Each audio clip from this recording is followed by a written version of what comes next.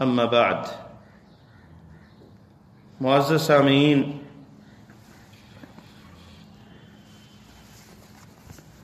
یہ لیل و نہار اور شب و روز جو تبدیل ہوتے ہیں، ان میں اللہ تعالیٰ کی نشانیاں ہیں۔ گرمی جب جاتی ہے آہستہ آہستہ، ایک دم موسم نہیں چینج ہوتا، اور سردی پھر آہستہ آہستہ بڑھتی جاتی ہے حتیٰ کہ اپنی عروج تک پہنچ جاتی ہے، اور پھر ختم ہوتی ہے تو ایک دم ختم ہو کے گرمی نہیں آ جاتی، درمیانہ موسم آتا ہے، ہلکی ہوتی ہے سردی، اور پھر شدت گرمی پھر شروع ہو جاتی ہے، اور پھر گرمی کی شدت آ جاتی ہے۔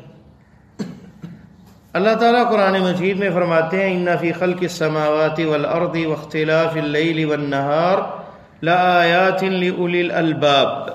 سورہ آل عمران ہے، آیت نمبر 190 ہے۔ بے شک آسمانوں کی تخلیق میں اور زمینوں کی تخلیق میں اور ان کے اختلاف میں، دن رات کے اختلاف میں، لآیات نشانیاں ہیں لِأُولِي الْأَلْبَابِ، عقل مند لوگوں کے لیے۔ ہر ذی شعور اور عقل مند انسان جب یہ تغیر دیکھتا ہے، کائنات کے اندر یہ تبدیلی رونمائی دیکھتا ہے، بارشوں کا نازل ہونا، موسموں کا بدلنا، نئی فصلیں آنا، ہر موسم کی خاص فصل ہوتی ہے، یہ تغیر الاحوال اسے اس چیز پہ یقین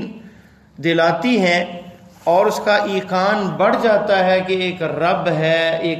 ہے کائنات کو چلانے والا، مدبر ہے، جو یہ سارے کام جس کی اذن سے ہوتے ہیں۔ یہ کوئی ایسا کمپیوٹر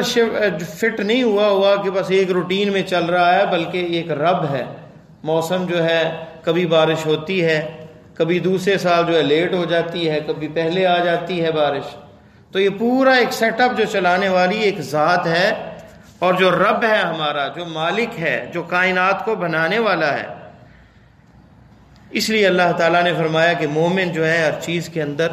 دیکھتا ہے، اللہ تعالیٰ کی ذات کو دیکھتا ہے، اس کی حکمتیں دیکھتا ہے،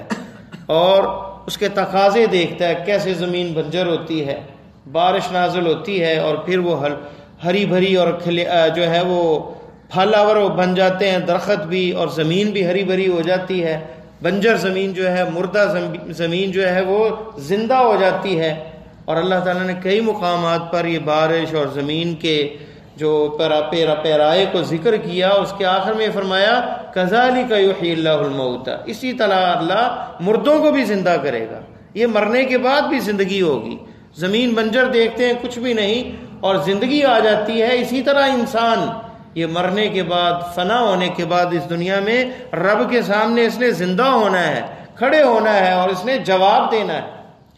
تو یہ اندازہ کریں آپ، شدت کی گرمی ہوتی ہے، ہم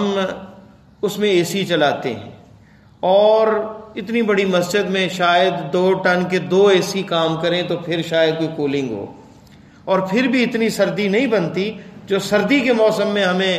جیکٹیں پہننی پڑتی ہیں، کمبل لینے پڑتے ہیں، رات کو ہیٹر چلانے پڑتے ہیں، اور اتنی بڑی کائنات ہے،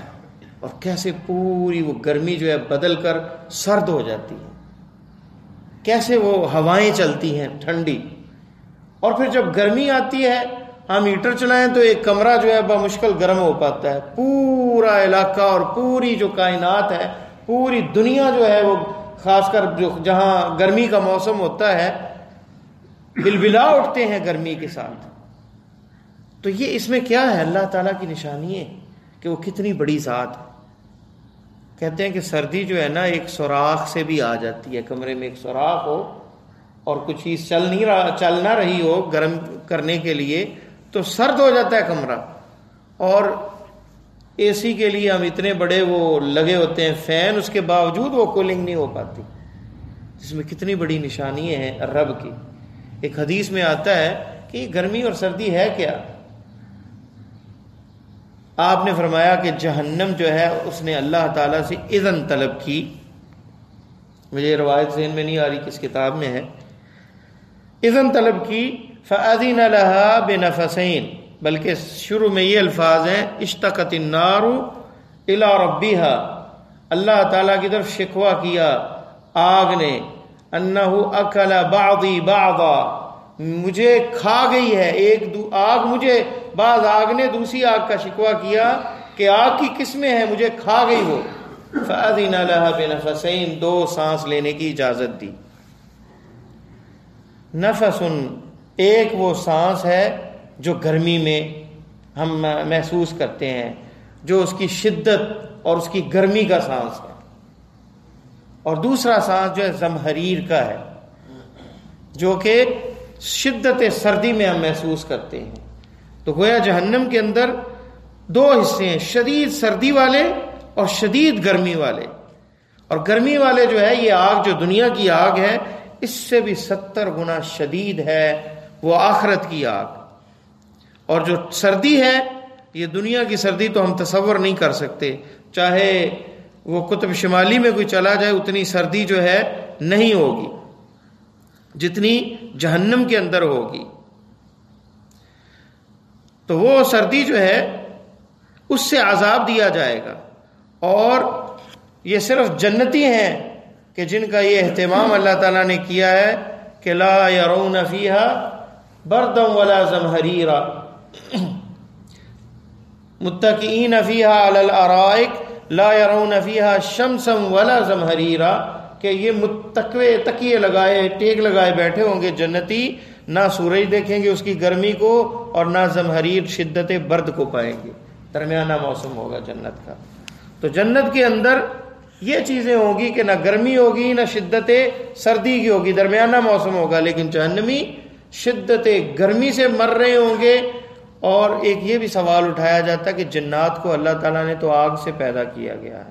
تو جنوں کو کیسے عذاب ہوگا؟ آگ کو آگ سے کیسے جلایا جاتا ہے؟ امام شعبی رحمہ اللہ سے یہ پوچھا گیا، انہوں نے کہا کہ مٹی کے ساتھ کیا نقصان، انسان کس سے پیدا ہوا ہے؟ مٹی سے پیدا ہوا ہے،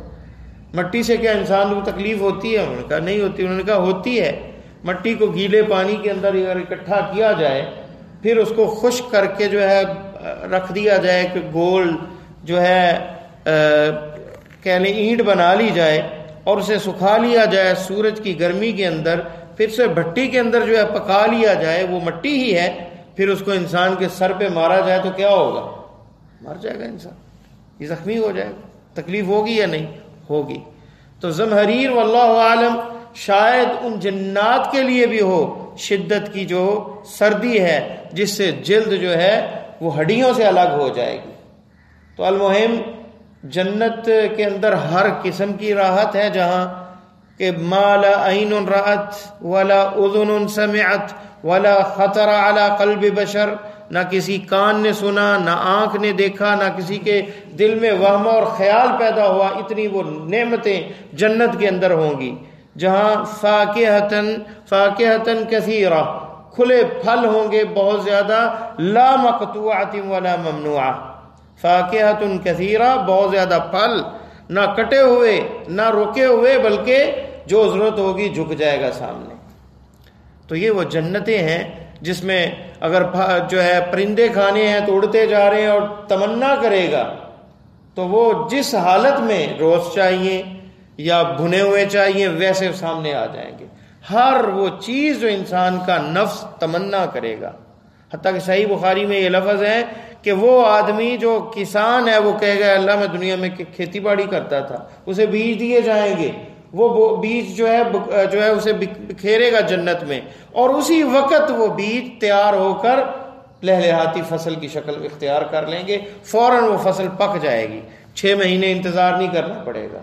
تو یہ جنت ہوگی جس کے اندر